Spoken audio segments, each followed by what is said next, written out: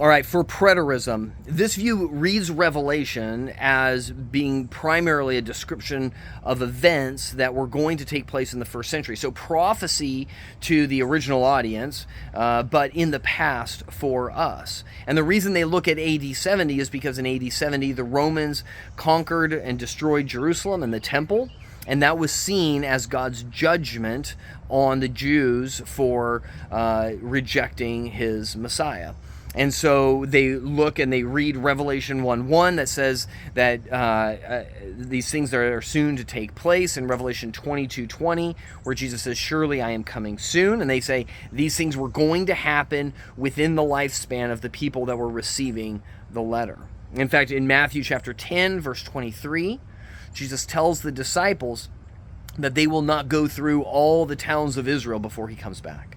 In Matthew chapter 24:34, the disciples are asking, when is the temple going to be destroyed? When is the kingdom going to be inaugurated? When are you going to return? And he says that this generation will not pass away until all these things take place. And so they look at that and they go, that was the first century. That was being communicated around 32 AD.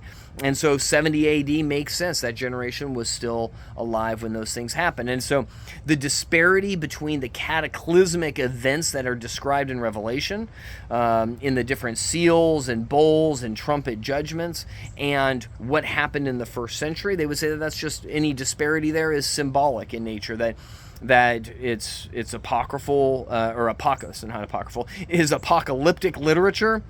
It's prophetic in nature, and so it's using these cataclysmic descriptions of stars falling and all of these things to describe God's judgment. And so that's what they would point to describe those. Now, of all of these views, preterism, full preterism, is the only one that has been rejected as heresy throughout church history. And that's because part of the end of Revelation is a resurrection of the saints and a new heaven and a new earth. And clearly that hasn't happened yet. And so that has been rejected. There is still a future hope.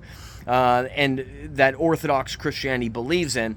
And so when we talk about preterism, in general, it's partial preterism. So they believe up to Revelation chapter 20, verse 2. Some maybe up to Revelation chapter 20, verse 7. But either way, most are partial preterists and hold to some part of Revelation living in the future. And definitely in all accord, Revelation chapter 21 and 22, the new heaven and the new earth in the future. And so that's preterism, looking at all of these events that we're reading in Revelation as having occurred during the first century church.